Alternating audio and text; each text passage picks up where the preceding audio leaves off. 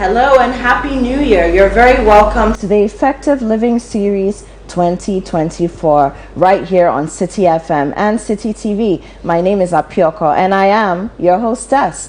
Now, every year we've been embarking on this effective living journey, and it's very important. Why?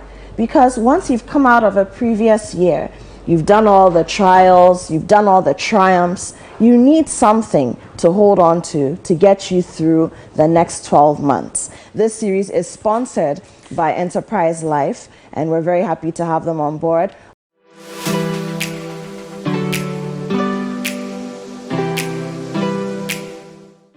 Whether it's 1924, 2024, or 2124, we've always known that you are driven by your sense of safety and well-being. It is what drives us to see you through from start to finish, from small to big. And in the last 100 years, as you have evolved, so have we also expanded to serve you in many ways. From cradle to grave, with expertise in insurance, life, pensions, properties, health, and for those beautiful memorable goodbyes. It's 2024, and in all our markets, our pedigree is recognized, our strength respected, our expertise valued, and our solutions sought by all who desire an advantage in life. Experience the time-tested and truly trusted 100 years legacy of Ghana's oldest insurer. Take charge of your future now. Insurance, life, pensions, property management, funeral services, health insurance. Enterprise for your advantage.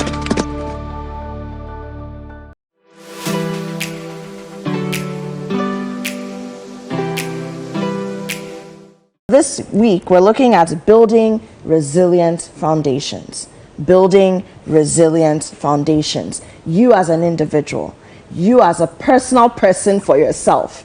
How can you build resilient foundations? And in the very first topic for the year, this year's 2024 edition of the Effective Living Series, we have the topic building personal resilience and mental toughness. Take that down.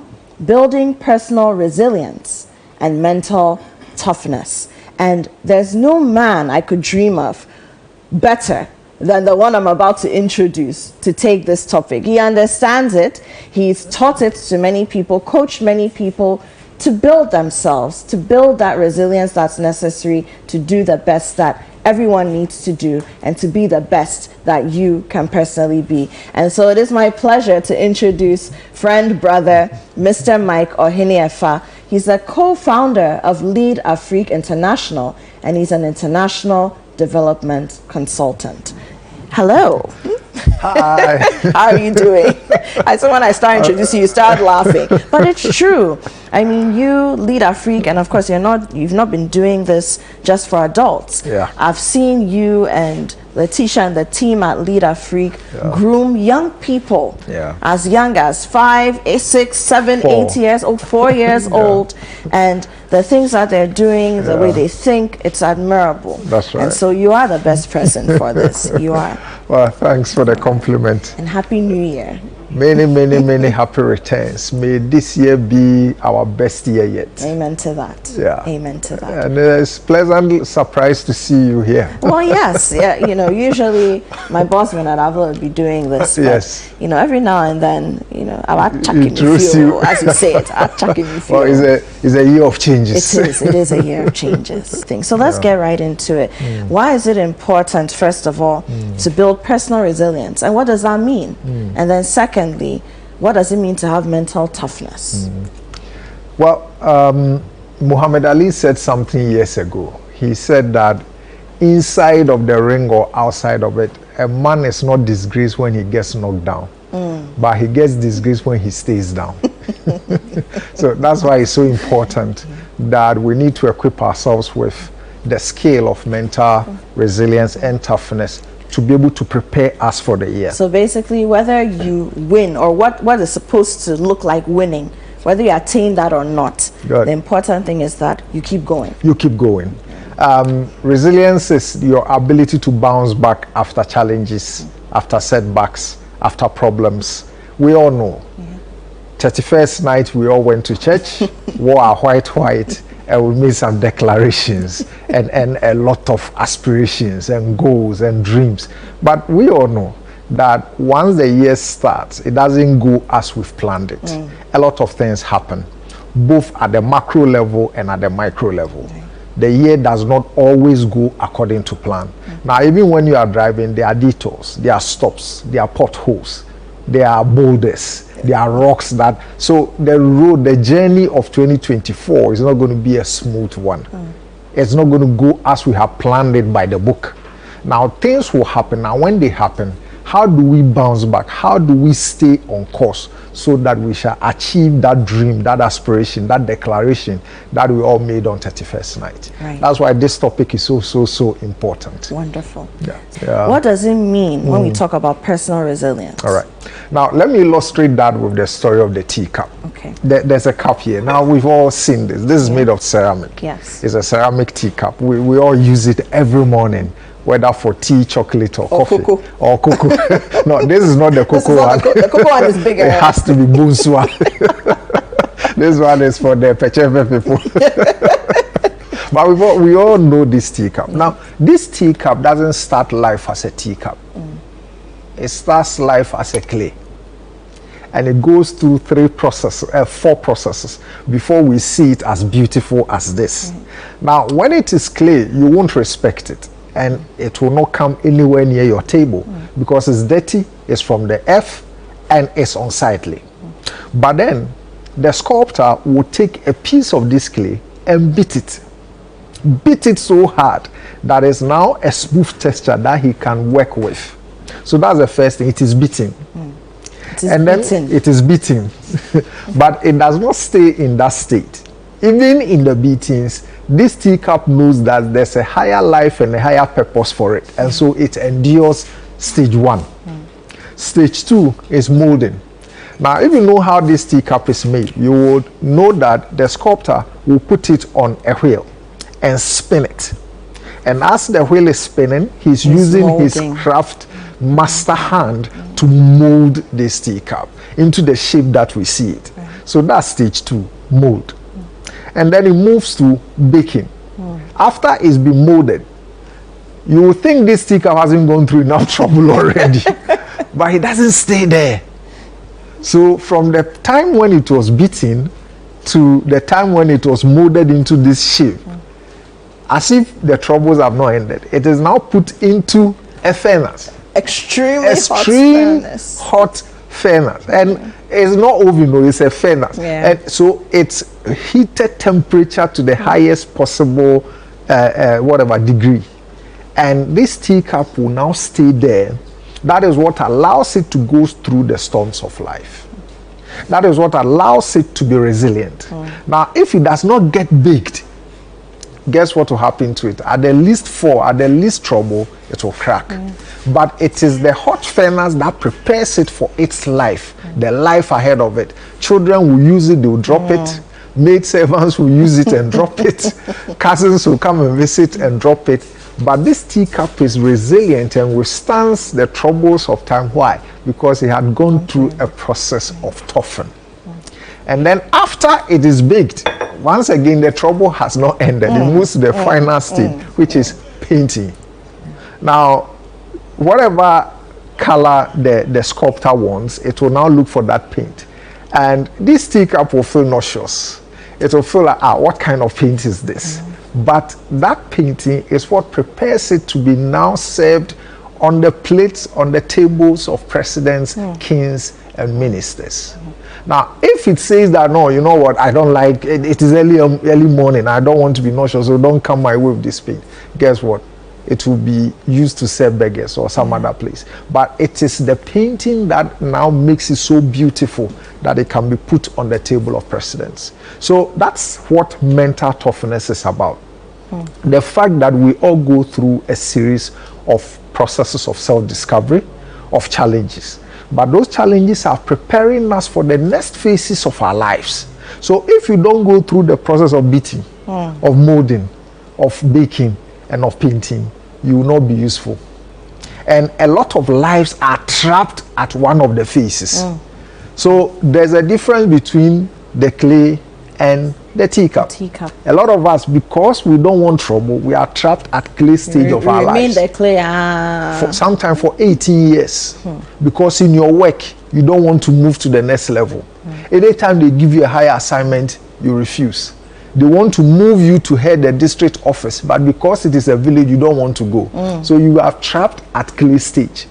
And some people are trapped there for 18 years of their life, for 20 years of their life, for 15 years of their lives, because they don't want to go through the trouble of moving to the next phase. You cannot become a teacup without going through the processes of the preparation of a teacup. Wonderful. I mean, it's a brilliant analogy, and thank you for sharing. So let's go through the steps again. There's the first process, beating. You will be beaten. You will be beaten. You must be beaten. Well, let's not say must, but you will be beaten. Not in. I mean, the context of the teacup. That's right. Yeah. Right, of the clay and the teacup. Then you must be beaten. Then you must be beaten. That's right. Then we move on to molding. Molding. You must be molded. Which is also difficult because you stand there and you have to subject yourself to the hands, the mastery of someone who knows, who prepares you for the right. shape that you must be in. So during that process, if you refuse to be molded, you have a problem. And indeed, in my line of work going around training, I see that a lot of people don't want to be molded. They start work 6 months, oh, my boss is somewhere, and then they move. So Ghana is trapped at potential stage because a lot of young people don't want to be molded. They want to be left alone to live their lives. But remember, without the molding, you will not be in that fine shape that we are seeing this teacup. So the question for you to ponder on this year is, who is molding you? Who is molding In you? whose hands are you? Who is molding you? God. In whose hands are you? Who is your sculptor? Exactly. Who is your sculptor? Exactly. Are your sculptors your colleague mates who don't know any better than you? The blind leading the blind. The blind leading the blind. You are a newly married couple. Who is molding you so that you can withstand the challenges of time? Because if you keep listening to the same conversations, the outcome of your life will be the same. So who is molding you? Who is turning you to become that fine artist, that fine cameraman, that fine newscaster, that fine entrepreneur, that fine fashion designer? Who is molding you? Who is molding you? Yeah. And after you've been molded, yeah, now you need to be put into the furnace. Yes. You need to bake. You need to bake. That's what makes you resilient. Because then you are toughened. You know, that is, if you pay attention, those who grow up in lower middle class suburbs are more resilient than those who grew up in the upper middle class suburbs. Very true. Because they have gone through baking. Very true. I mean, when you grow up without knowing where your next meal is going to come from, it teaches you a thing or two about life. That's true. And because of the circumstances, because of the things that you've gone to do to survive, when new challenges come, you see it as cocoa. You see it as easy. But when you have not gone through challenges, will your anchor hold in the storms of life when the strifes unfold? You see, so when you have not gone through baking, when you have not gone through any challenge in life, the moment one comes, you are shaking. Because you don't even have an anchor. God. Let alone for it to hold. You don't have experience of withstanding the storm. So in life, if you want to be resilient, you need to go through that fire. You must go through that process, that tough things, that then prepares you for what is coming. That is what makes you resilient. Okay, let's move on to the other part of this topic. Mental toughness. Yeah. Building mental toughness. Yeah. What does it mean to be mentally tough? Because somebody will say, my mind is my mind. If you're born hard, you're born hard. You know, but what does it mean to have mental toughness, and how do you build it? Good. You see, this question has long engaged psychologists. What is mental toughness, like you are asking? What separates winners from losers? Right. What separates successful people from failures? And in 1869, a gentleman named Francis Galton studied this phenomenon in 1869. Now, Francis was the cousin of Darwin. Now, Charles Darwin, good. Evolutionist. Good. That was his cousin. And after studying people from all over the world, in all disciplines, he distilled his results into just 3. That the outliers, those who succeeded, and it didn't matter what field they were in, artists, bankers, business people, politicians, sportsmen, he distilled it into 3. He said what he found that was the common denominator in these guys were: 1, they demonstrated unusual ability. So ability here is talent. 2, they had exceptional zeal. 3, they had capacity for hard labor. They subjected themselves to discipline required to excel in their field. Right. Now, later on, other psychology built upon it and said this exceptional zeal, what we call grit, what I call in my book hard-boiled determination. Hard-boiled determination. The never say die can do spirit. That is zeal. That is mental toughness. So this year, I'm encouraging everyone watching us, listening to us, to be a House of Folk supporter. Thank you very much. Or a Man United supporter. No. Let's not go there. It teaches you mental toughness, I tell you. No, but right. So never say die. Never say die. Until the bones are what? Rotten. That is mental toughness.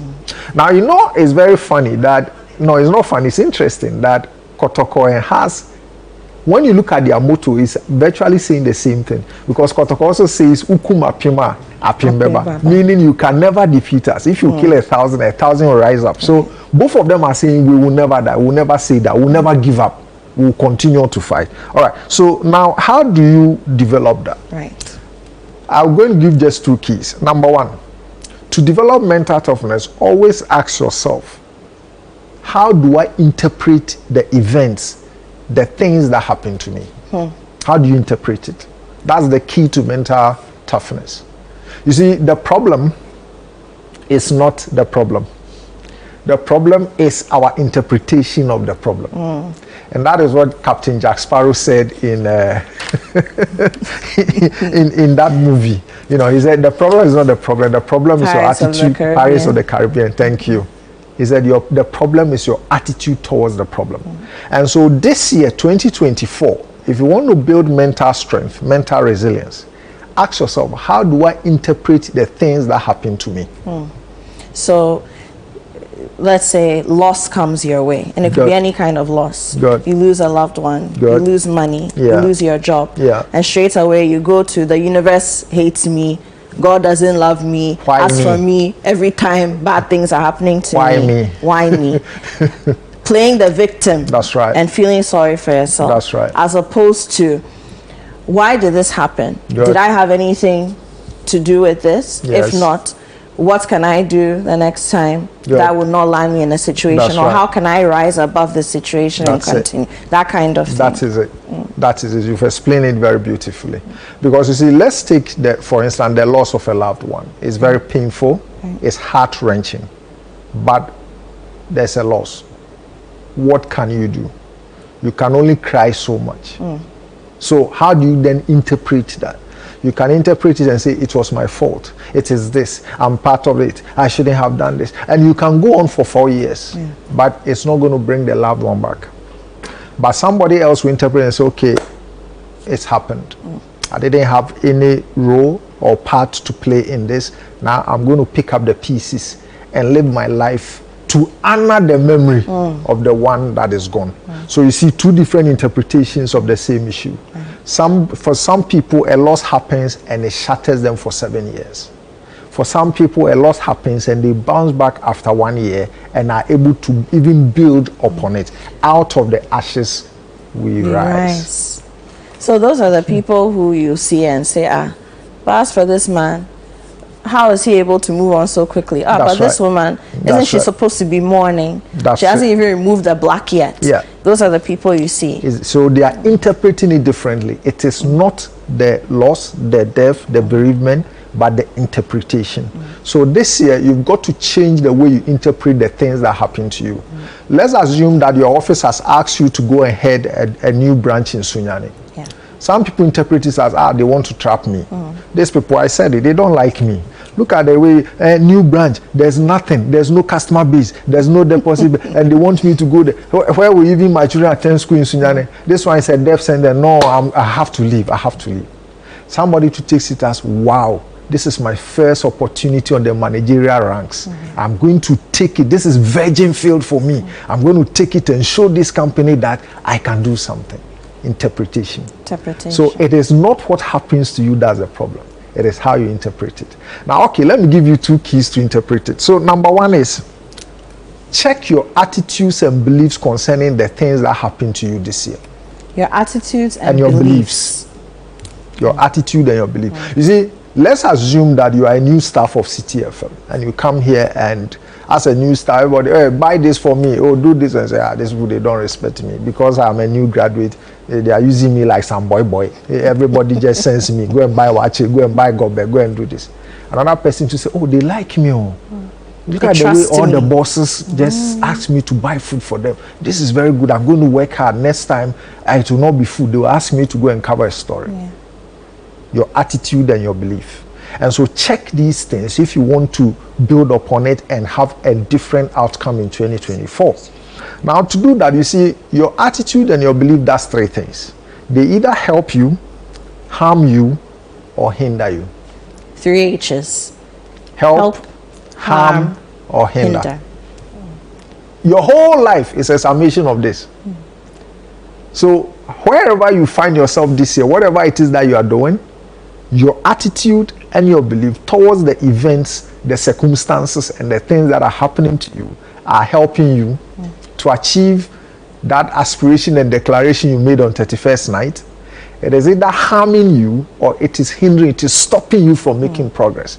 So do a review of the way you come across and say, the way I have projected myself, has it helped me? Has it hindered me? Or has it harmed me? Okay, Mike, let me ask this question. There are some people who believe that people are born tough. And so it's just like how people believe, oh, they were born with a gift, or they were born with a talent, or they were born as a leader. As for us, we are followers. As for us, we are soft, you know. And some people's parents in raising them believe that. Some people encounter people who should have great influence on their life, who could mold them. And the molders, the sculptors believe that. How do you come out of that? First of all, it's a fallacy that some people are born tough and others are born soft. It's a fallacy. You see, when we are born, up until 18 months, we don't have will. Meaning we don't know good from bad. Right. We are just there because we are infants. But after 18 months, we develop will. From then on, we are responsible for everything that happens to us. So nobody is born tougher than anybody. It is the molding and the deliberateness with which we do this that either tends to make somebody give up, not stretch themselves, or another person become tough. So nobody is born. I know people you will call dadaba who have gone through things that you never ever, who had to work to even earn the right to drive the car in the house. Same here. And who had to buy, so it's the molding. It is the circumstances and the environment that we deliberately put people in that either makes them soft or resilient and hard. Absolutely. So it's not true that some people are born alive. Now, okay, so if you have gone through issues and you seem to see only the ashes and can't seem to go beyond that, what or how do you start?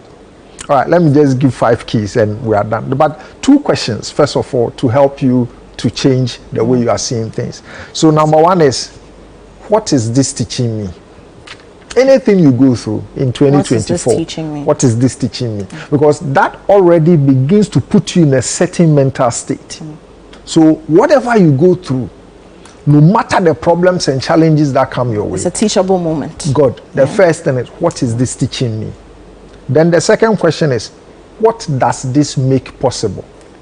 These 2 questions will change every situation that you are going to encounter this year. So first, what is this teaching me? Good. And then, what does this make possible? Because what is this teaching me is already opening up your mind to receive. Because the universe is always teaching us, whether we are aware of it or not, and whether we accept it or not. It is always teaching us. Now we say that it is a mistake to repeat a mistake. Because when the universe teaches you twice, it punishes you the second time. And so for everything that happens to you, what is it teaching me? I read years ago, he said, when you fail, don't lose the lesson. So in any situation, it could be a loss, it could be a loss of money, loss of capital, loss of a job, loss of a loved one. It could be a setback. Maybe some friends have betrayed you so bad and you are want to give up on the human spirit and say, hey, nipa nyo, nipa be a cobra. You know, so what is this teaching me? Your friends have betrayed you, they've hurt you so bad, but what is it teaching you? Because when you pick up, it makes you a better person. That is how I define maturity. When you can learn from the things that happen to you so you become a better version of yourself, then you are maturing. And then second one, what does this make possible? You've just been fired. 300 people have been fired from your insurance company, microfinance, bank, or this. Instead of going to sit down and doing abobo and ababa, ask, what does this make possible? And I know people who are now richer than when they were in formal employment because they found an answer to the second question. That in any situation, what does it make possible? And once you do that, it already opens your spirit and your mind to now begin to look at possibilities. So these are the two questions that will change everything as far as becoming mentally resilient is concerned. Now the thing about resilience is that it's a muscle. So the more you use it, the harder and the stronger it becomes. So the more you use the muscle of resilience, the more resilient you become. The muscle becomes. That's right. Yeah. So you face a little challenge, you are able to surmount it. Then the next time it's a slightly bigger one, you're able to. So the more you do it, now anything that life throws at you, are like, oh, I've got this. I've got this. All right. So what can you do? Let's give a short one. Now, I have an acronym called ADAPT. So number one is attitude to the situation. First A, adapt. Attitude to the situation. And we've already said it, Captain Jack Sparrow. He said, the problem is not the problem. The problem is your attitude towards the problem. So what is your attitude? How are you going into 2024? You need to define that for yourself. And then D is define the problem and set realistic goals. So wherever you find yourself, whatever it is that life has thrown at you this year, just define it and ask yourself, what is realistically possible for me under the circumstances? I was laid off, I've been giving 100,000 cedis. What does it make possible? What can I do with it realistically? Set your goal so you can be able to achieve it. Then the next A is generate alternative solutions. I have 100,000 in severance award. What can I do with 100,000? I can start Uber business, I can start catfish business, I can start a fashion business, I can start a farm, so just generate your list of possible alternatives and then you choose the best one out of it. And then you come to the P, predict the likely consequences and develop a solution plan. All right, so if you were to take option C, what would be the consequences of that particular option? And then you come out with an action plan for it.